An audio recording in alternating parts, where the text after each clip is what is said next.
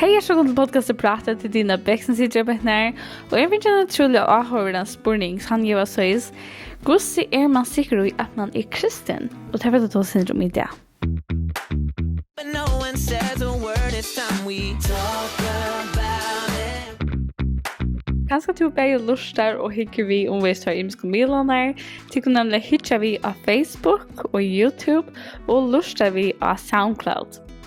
Så i samband med dagens spurning som tidigare snart klickas med det långa att säga, så får jag fortälla en söv att det var nämligen att jag var yngre så iväste vi först om Jesus verkligen älskar mig, om jag verkligen var kristen, om jag verkligen var tryckvande långur. Och jag minns det att jag ungefär satt i en gamla Nokia-telefon med en av som blinkade och så inne. Det var rejer, mega cooler ta. Och jag minns att vi hade en stor bostad, så vi hade mycket sätter, mega nek. Vi satt aftast i bussen och tja och jag satt och huxade med det, älskar Jesus mer långt. Kan han älska mig? Jag hade synt så nek, vi gör så nek skrift, så jag tog med honom och jag var nytt år. Och jag minns att jag huggade i telefonen och jag gick några mynter och kom av dessa mynterna av en verse som säger: ur fjärstuven har Herren uppenbarat sig för mig. Ja, vi är en kärlega har vi älskat det. Tui har vi drit till vi nöje.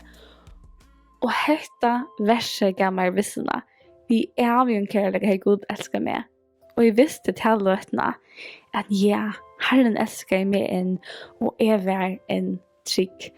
Jag var en kristen, jag var en tryggvande. Trygg i hans örmon.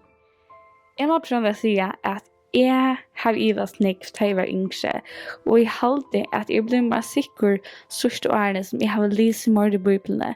Det vil si at nå, da jeg leser Bibelen mer og kjenner Bibelen bedre, så er nekv at man visse jeg blir sterkere nå da jeg kjenner bedre Bibelen, kjenner bedre år Guds.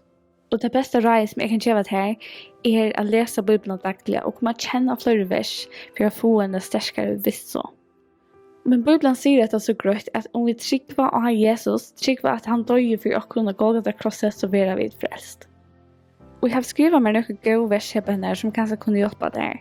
Med annat rombrevet 12:9-12. Då om du i munnen hjärta Jesus som Herre och tror till hjärtan att god rösten och för en dag så ska du vara frälst. Då vi hjärtan tror en till rättvisa och vi munnen hjärta en till frälse. Rombrevet 12:13. Ty kvörd han kallar av navn Herren skal være frelstur. Apostlesøvan 16:3-11 så låt han der ut og sier Herrer, hva skal jeg gjøre for at de skal være frelstur? Forsvare vårt trygg og Herren Jesus Kristus, så skal du være frelstur. Efesos 2:8-12 tog jeg nær de frelst vid trygg, og det er ikke at de kan sjølvån til gava gods, ikke av verskon for at ånden skal råse seg. Vi sier Johannes 5:13. Hetta vi skriva til dere for at de skulle vite at de hava evet liv, tid uttrykkva av navn Guds soner. Her er noen utrolig gode vers som de kunne løyde til selv, tykker Bibelen og stryke under. Enda bedre så kunne de skrive det og stikke notes og henge det på veggen til minnes om hvordan einfalt frelsen er. Og at de trykker Jesus, så har de det av liv. Da de be Jesus komme inn i deres liv, så er de frelst. Det stender han som kallar navn Herrens, og det stender hette skrivet like for at de skulle vite at de har av liv til de trykker av navn Guds soner. Så det er så einfalt å være kristen, til å trykke Jesus, trykke til at det som han gjør det Golgata, det var for det. Han tog tunna synd av seg her og betalte henne. Og å bli kristen er så einfalt. Og du skal ikke få møte, du skal ikke ta seg med en pastor, du skal ikke bli døpter, eller hva det skal være. Du kan bli kristen point her, just nu, just her som du er.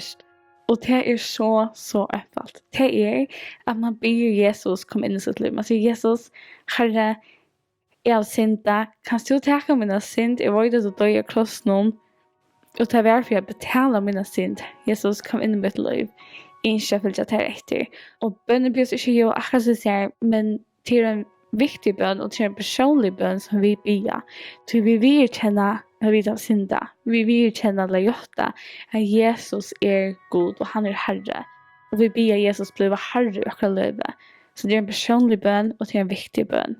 Da vi velger å følge Jesus etter, så er det ikke lett. Og som vi lærte i sørste podcast, så det nemlig til at vi velger å følge Jesus etter, og vi daglig tar opp krossen.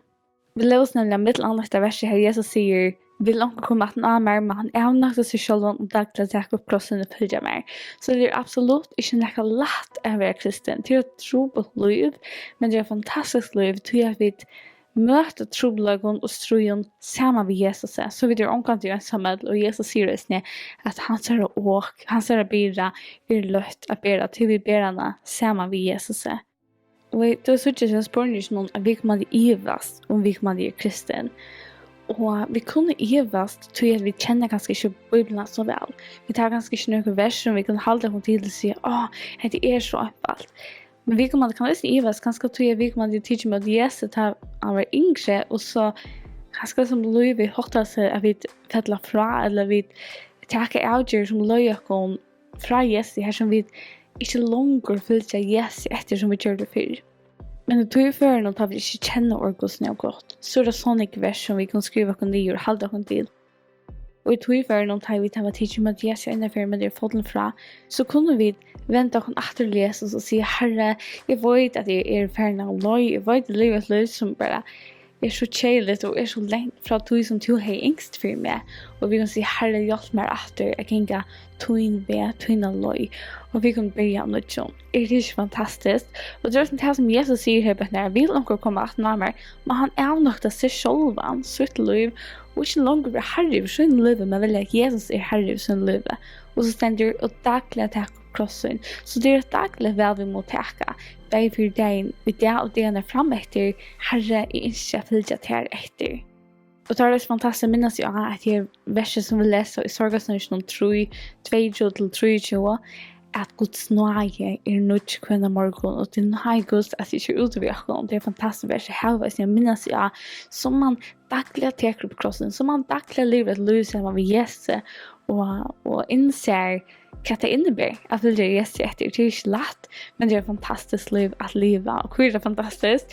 Jo, till man har en bästa vin, man har en färger, man har en person i livet som faktiskt alltid är trofast emot till andra människor som kommer att svåra om.